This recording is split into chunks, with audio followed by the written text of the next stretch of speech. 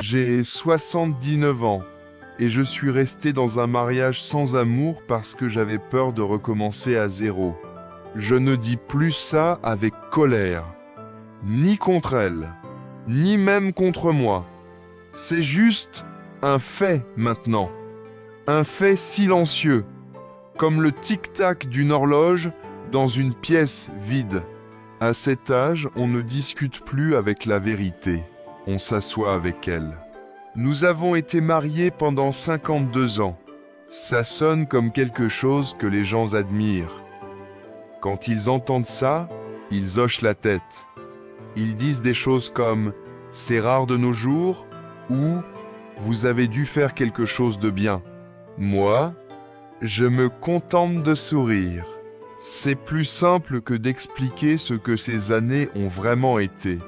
Je ne raconte pas ça parce que je pense avoir été une victime. Je n'étais pas piégé. Personne ne m'a forcé à rester.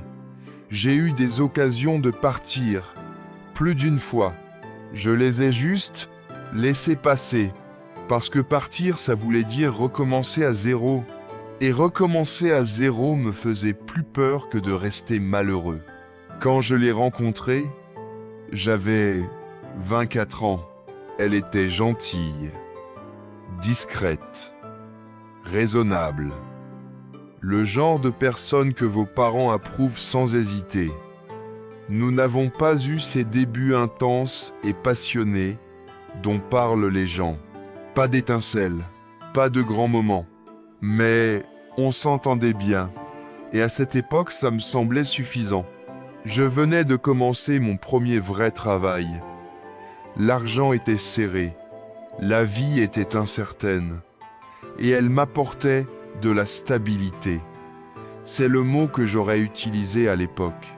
La stabilité ressemblait à de l'amour pour moi. Nous nous sommes mariés après 1 an. Avec le recul, je ne pense pas m'être vraiment demandé si je l'aimais profondément. Pas de manière honnête. Je me demandais plutôt si c'était une bonne personne, si on pouvait construire une vie ensemble, si ça avait du sens. Et ça en avait. Alors on a avancé. Les premières années étaient correctes. C'est le meilleur mot. Ni mauvaise, ni douloureuse. Juste correcte. On avait nos habitudes. Je travaillais. Elle s'occupait de la maison. On dînait ensemble presque tous les soirs. On parlait de choses pratiques, les factures, les courses, les plans du week-end. On ne se disputait pas beaucoup. Les gens pensent que c'est un bon signe. Parfois, ça l'est. Parfois, ça veut juste dire qu'il n'y a rien d'assez fort entre vous pour se battre. Je n'ai pas remarqué le vide au début. Ou peu, être que si. Mais je ne savais pas comment le nommer. Il n'y avait pas de vraie chaleur, pas de curiosité l'un pour l'autre, pas ce sentiment d'être vu. Mais il y avait la paix. Et je me suis dit que c'était ça, l'essentiel. Puis, les enfants sont arrivés. 2. Un garçon et une fille. Pendant un temps, ils ont rempli l'espace entre nous. Nos conversations tournaient autour d'eux. Notre attention s'est déplacée vers l'extérieur. C'était probablement les années les plus vivantes de notre mariage. Pas à cause de nous, mais à cause d'eux. Je me souviens rentrer du travail et entendre leur voix dans la maison. Ça donnait un sens à tout. Mais, même là, il manquait quelque chose. Je continuais simplement à repousser cette pensée. Il y a toujours une raison d'attendre. Quand on est jeune, on se dit « on commence à peine, les choses vont évoluer ». Puis il y a les enfants, et on se dit « ce n'est pas le moment de bouleverser leur vie ». Puis le travail devient exigeant, et on se dit « je verrai ça plus tard ». Plus tard devient une habitude. Et les habitudes sont difficiles à briser. Je pense que j'avais presque 40 ans quand j'ai réalisé clairement que je ne l'aimais pas comme un mari devrait aimer sa femme. Ce n'était pas un moment précis. C'était une accumulation silencieuse. La façon dont on restait dans la même pièce, sans parler. La façon dont les conversations semblaient être des obligations. La façon dont j'ai arrêté de partager certaines parties de moi, parce que je savais qu'elle ne comprendrait pas vraiment, et elle faisait la même chose. On est devenus des inconnus polis, avec des responsabilités communes. Il n'y avait pas de cruauté, pas de trahison, pas d'événements dramatiques qu'on pourrait pointer du doigt. Ça s'est juste effacé. Ou peut-être que ça n'a jamais vraiment existé. Je me souviens d'un soir en particulier, les enfants dormaient. On était assis à table après le dîner. Les assiettes étaient encore là, intactes. Aucun de nous ne bougeait pour les débarrasser. Je les regardais, et j'ai compris que si je la rencontrais ce jour-là, telle qu'elle était, je ne la choisirais pas. Et, au fond de moi, je sentais qu'elle pensait la même chose. Cette pensée est restée avec moi. Des semaines, des mois. J'ai commencé à imaginer une autre vie. Ce que ce serait de partir, de recommencer, de trouver quelque chose de vrai. Mais chaque fois que je suivais cette idée, elle menait à la peur. Où irais-je? Que diraient les gens? Qu'adviendrait-il des enfants? Et en dessous de tout ça, une peur plus discrète. Et si je partais? Et que rien n'était mieux? Et si j'abandonnais la stabilité pour quelque chose qui n'existe pas? Alors je suis resté. Je me suis dit que j'étais responsable, que je faisais ce qu'il fallait, que l'amour change avec le temps, et que c'était simplement ce qu'il devient. Les gens disent ça. Ça rend les choses plus faciles à accepter. Les années ont passé. On est devenus des partenaires efficaces. On gérait une maison. On élevait les enfants. On payait les factures. On allait aux événements. De l'extérieur, ça ressemblait à une bonne vie.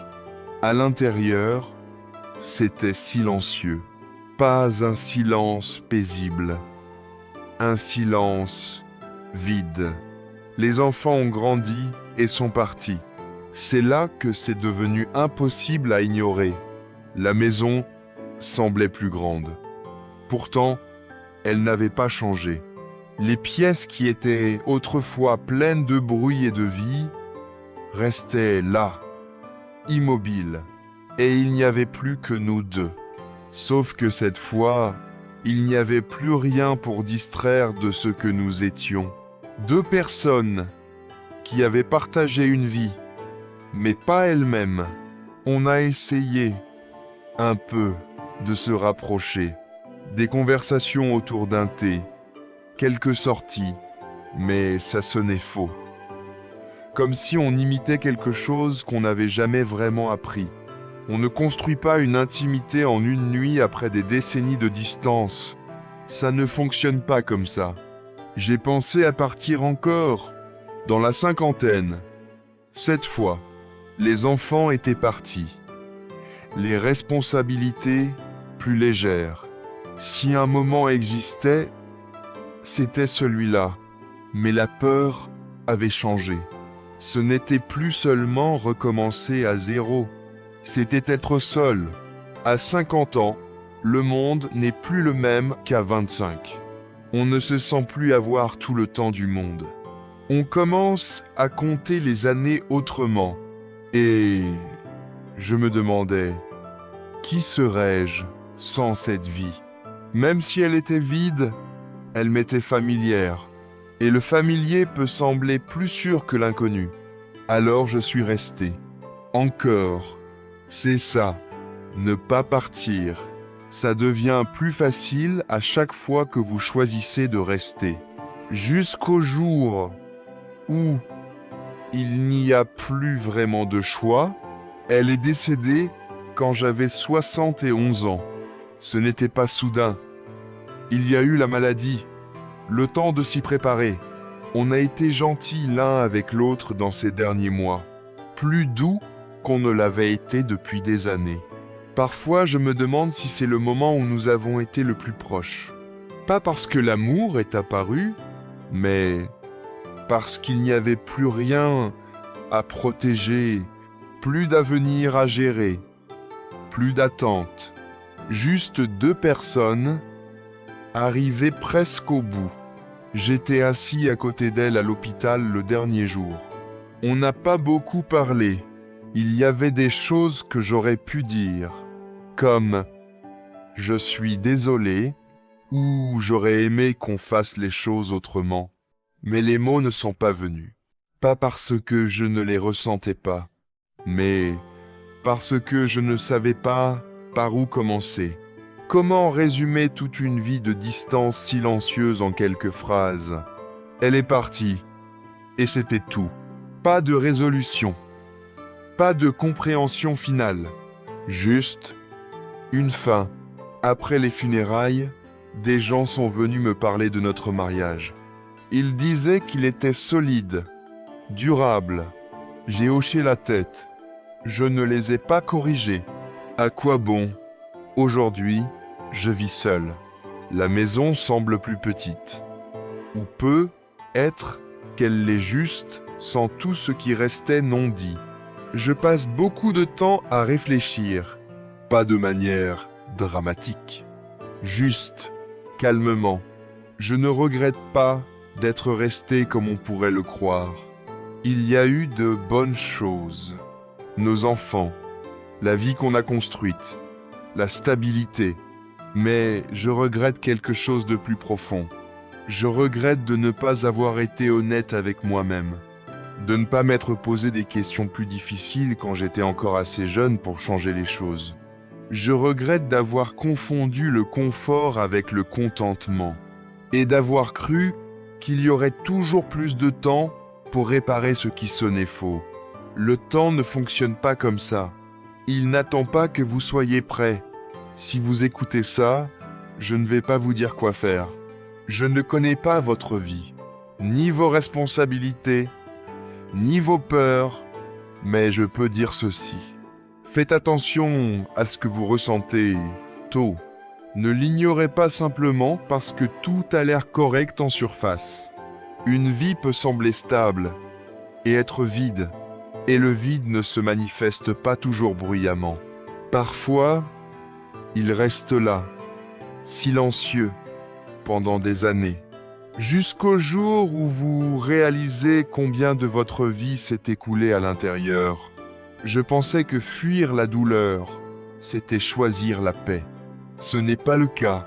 Éviter la douleur peut vous coûter quelque chose que vous ne remarquez que bien plus tard.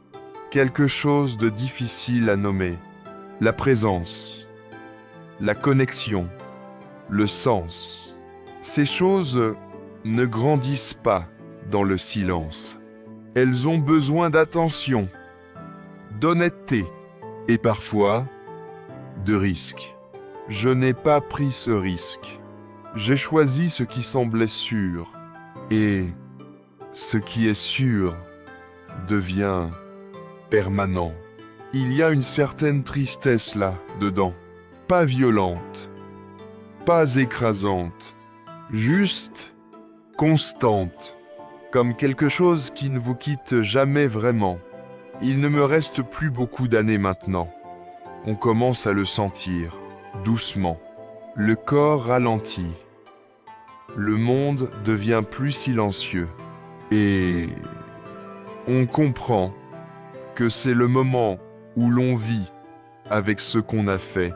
Pas comme une punition, juste avec honnêteté. Si quelque chose dans tout ça vous parle, alors c'est déjà beaucoup. Pas pour tout changer du jour au lendemain, mais au moins pour arrêter d'ignorer. C'est là que ça commence. Pour moi, ça a commencé trop tard. Et maintenant, je reste assis avec ça. C'est tout ce qu'il me reste à faire.